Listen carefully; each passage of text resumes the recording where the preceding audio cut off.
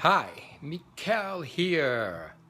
I'm still up here in Auckland this week. It's been a couple of weeks up here, and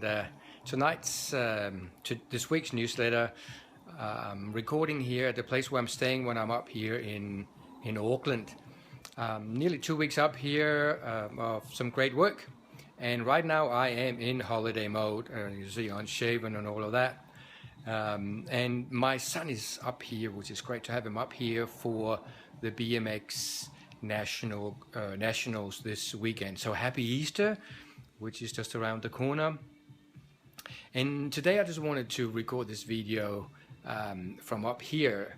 And now it's my turn to look at the view. And I want to talk about, just very briefly today, about expectations. Because today we had a really clear example of that. We spent an hour trying to get to a BMX track and finally found it closed. And then we spent another half hour to get another one and found it, and it was too wet to ride it. So the expectations, particularly for my son, was there to get on his BMX bike and ride a track he had been on before and really wanted to get back to. And I really wanted to see him ride on that and see the track myself. And because of the expectations we had, of course, there was disappointment. So really, expectations is at the root of, you could say in a way, root of pretty much all frustration and anger and annoyance. So there was definitely a sense of disappointment and annoyed that, particularly for him and for me too, that we couldn't get onto those tracks and play around today.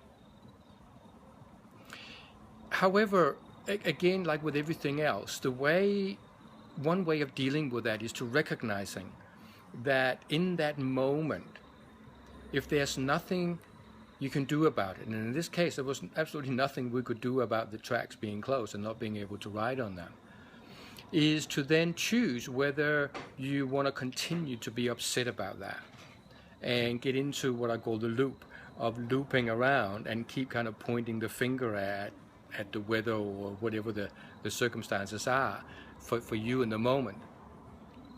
Or pull that finger in and say, okay, there's nothing we can do about it.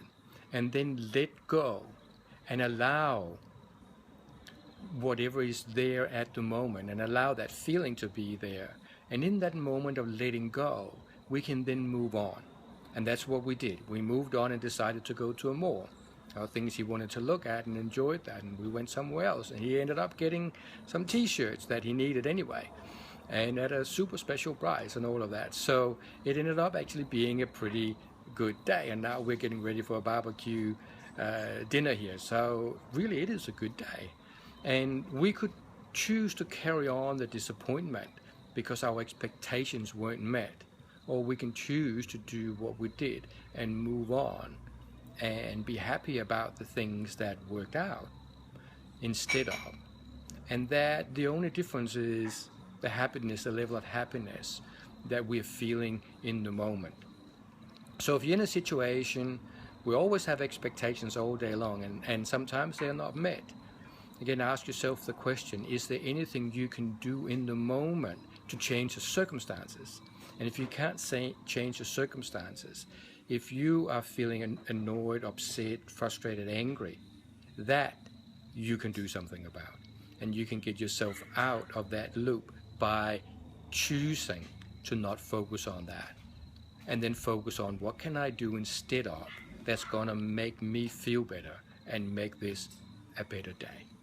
So with that, I hope you have a great Easter, and I'm sure there's going to be some opportunities for you to practice that over Easter, whether you expect Easter Bunny to be there and Easter Bunny doesn't arrive, or whatever it may be.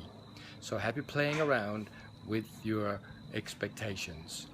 So thank you for now. Thank you for listening. Thank you for watching, and we'll catch you next week.